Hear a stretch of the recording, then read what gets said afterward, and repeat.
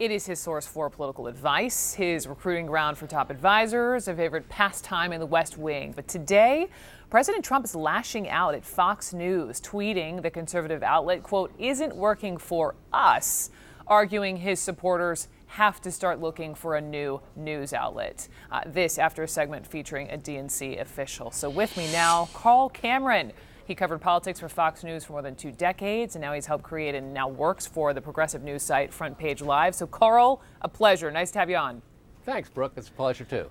So, this sense of betrayal that the president seems to have, why do you think he feels this way? Where does it come from? His ego. Oh, come on. That's the easy one. The problem with this is that he is effectively telling Fox viewers to boycott Fox News. We have to find another outlet, he said. So that's pretty radical even for him. And what he really means is, I need to have more opinion people who will espouse my opinion, because his clash came part of the news department of Fox News Channel, and they were simply talking to Democrats because, by the way, Democrats are part of the election that's coming next year, so it's a good idea to talk to their candidates and talk to their party leaders.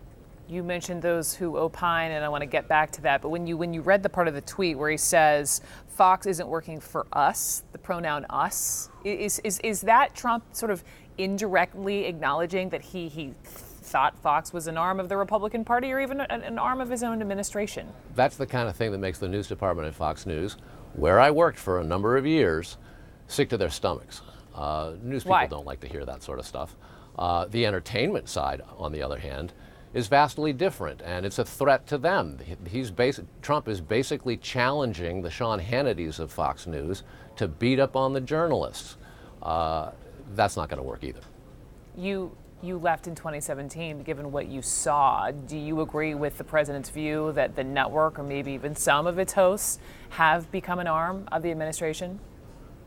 I think there's no question that conservative television hosts tend to support Donald Trump. Of course, you see Bill Kristol here on CNN, but there isn't a lot of never-Trumpers who get a lot of TV time. Unfortunately, the administration and most of the Republicans in Congress are supporting him, even though most of them understand that Trump's values have nothing to do with the values they grew up in the Republican Party. You mentioned a second ago the opinion host, and right, we know in the TV world that Fox has worked to really distinguish between what's opinion and what's news, sort of daytime versus who we watch at night. But the problem is, Carl, it's difficult for a viewer to differentiate that. And today, is Trump's behavior not the perfect example of this? Oh, sure. And it's not the first time. He complained about Fox polls recently because the Fox polls showed that he was losing some ground. And that was a couple of weeks, maybe even a month ago. But there's a new Quinnipiac poll that comes out today that shows that he is down in some serious categories. And for the first time in the Quinnipiac poll, he is underwater, as we say, which means people oppose him more than support him, and believe now, for the first time in the Quinnipiac poll, that the economy is not going well, it's going worse. And those are the types of polls that Fox was doing all along. Fox has good polls, and Trump doesn't like it because it doesn't reflect well on him. This is a crybaby president who wants to bully because he can't find solutions. On that point, one thing I can't get over in this era, this climate, is the glaring hypocrisy, right? So you take a news item, huge scoop in the Washington Post today, and I'm going to change it would be Trump, but I'm going to say this. If then President Obama actually told aides to take any borderland they needed, fast track a border wall for construction, and then he would pardon them if they get in trouble, which is, let's just remind everyone, against the law, an abuse of power and an abuse of eminent domain. Fill in the blank for me. Sean Hannity would say, go for it. Sean Hannity would say, go for it.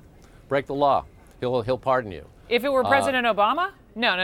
No, of course not. No, I'm saying if it were, I'm saying that would be treason. Flip the script. That would be treason, and they would lock up the entire administration. Of course. Insofar as it's Trump, he's going to say, go for it.